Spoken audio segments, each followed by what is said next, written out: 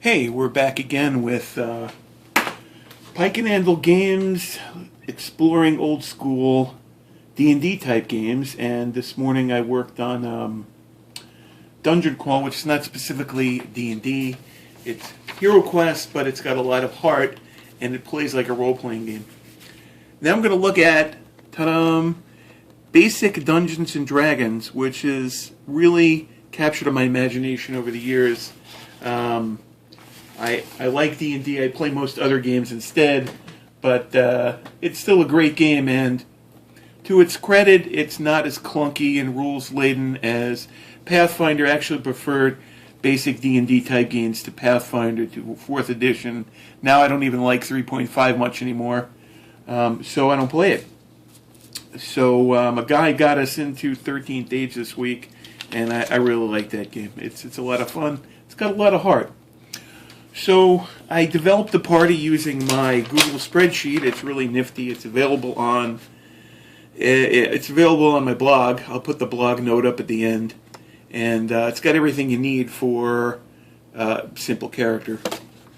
So what we have today is half-elf paladin, and then we've got this guy over here, and then we've got a fighter, human fighter, and we've got this little wee guy here, which is a dwarven cleric, and he's got no spells at first level, but I believe the mage does. The mage has a spell. He's going to take magic missile. I forgot all about that.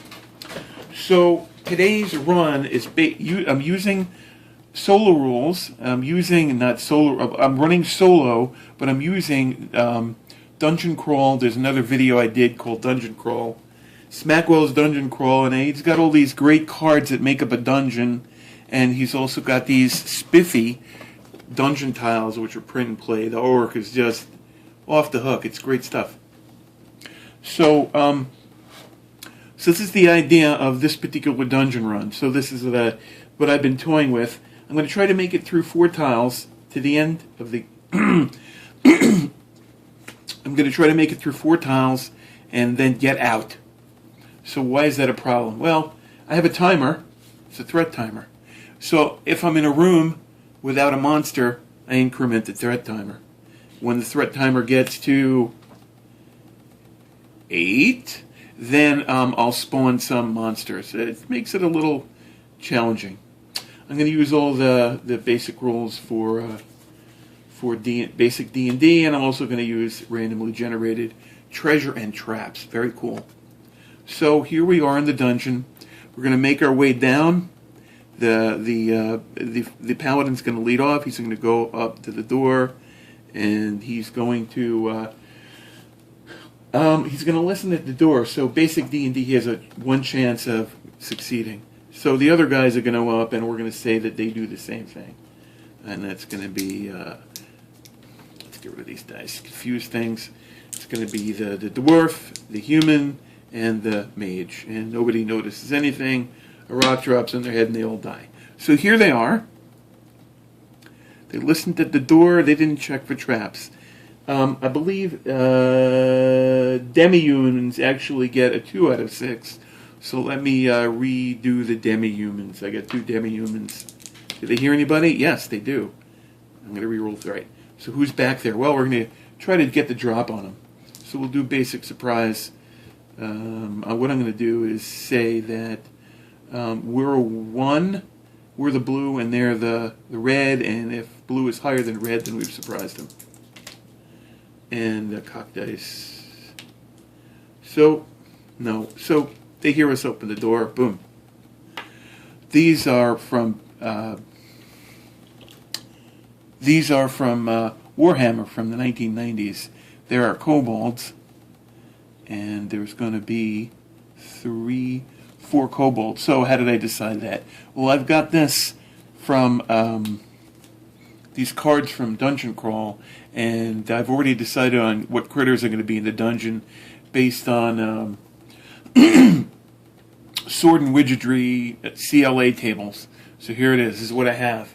I have 4 orcs. Obviously, this crew can't handle 4 orcs, so I'm going to make it 4 goblins. No, we're going to make it 4 kobolds. These little faces are dog faces. They'll be kobolds. And I've got the stats for kobolds right here. These are my D&D adventure cards from the 1992 set, which has been sitting on my shelf till about 3 days ago unopened. And I finally opened it, so I know what the creature stats are. So here we go. We're going to go for initiative. I do a deck instead of dice. So we got a 9. The bad guys got a 6. So we're going to go first this round. And here we go. We popped open the door. It was not locked. Force, check the door. Force the door. Not even going to worry about it. So he's going to hop in. And he's going to go here. And so that way he can stem the tide of the rest of the kobolds. And he's going to attack this one. He'll attack the furthest one. So, standard D&D tables. Paladin. Boom. Got a 2. No good. Then the fighter will waltz in. Actually, that was the fighter. The fighter will come in, tap this guy over here. And he gets a 6. Boom. No good. The mage has got line of sight at the doorway. He's going to pop in 3.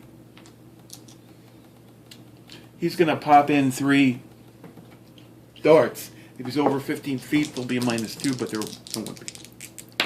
1, missed. 2, I think he got it. He's got a 13. Let's look at your mage. He's got a 13 on kobolds. Kobolds have a 7, so he tapped the kobold for 3 points. And kobolds in this particular game have, I didn't roll for kobolds. Kobolds are 1 to 4. Let's roll these kobolds. Roll in, roll in, roll in. Okay, this one had a 1. He's croaked. Bye-bye. And then he's gonna, that's about 15. He'll take the -2 for the second one.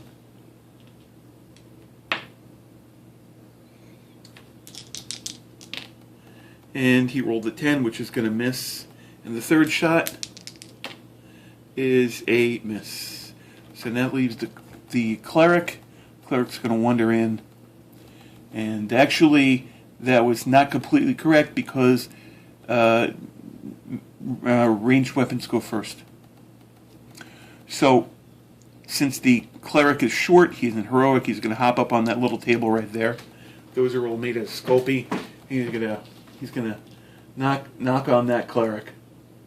He's got a 1d4 hammer, 1d4 plus 2, 1d4 plus 1, plus anything for strength? No. And he did 3 points to that guy, and the next guy had rolled for 2, so he's gone. And then, finally, I think that's everyone. So who's left is the 2 kobolds. They're not happy at all, and they should really have rolled a morale check. And the morale check of a kobold, I think, is 6 or 7. So let me quick check that. Morale roll of a kobold. Morale. See below. Kobolds hate with a passion dwarves. Let me see. Evil dog-like men, blah, blah, blah, blah, blah, chieftain, blah, blah, blah. There's no chieftain. Oh, well. So, I think they're going to make their morale roll. And that is, hang on a second. A morale roll. Morale. D27. Sorry to keep you guys. And on a low number, they will not continue to fight. And they rolled a 2. Good guys rolled a 2. The bad guys rolled a 2. They are not going to continue to fight. Guess what? They surrender. Yay! So that's a good thing. So they're going to say, what's going on in this room? Oh, we don't have treasure. Well, what's in that case over there? Oh, we might have treasure. Is there a trap on it? Oh, yeah, I guess there's a trap. So that way, The good guys know there's a trap on it. To tell them what kind of trap it is. The trap is a... See, I got this little card here to tell what kind of trap it is. And, see that? The trap will be this kind of trap. Diamonds. It's a dex trap. So, who went to open it? We'll say that the, Paladin went to... Paladin's not really a chest opener. He'll go and open it.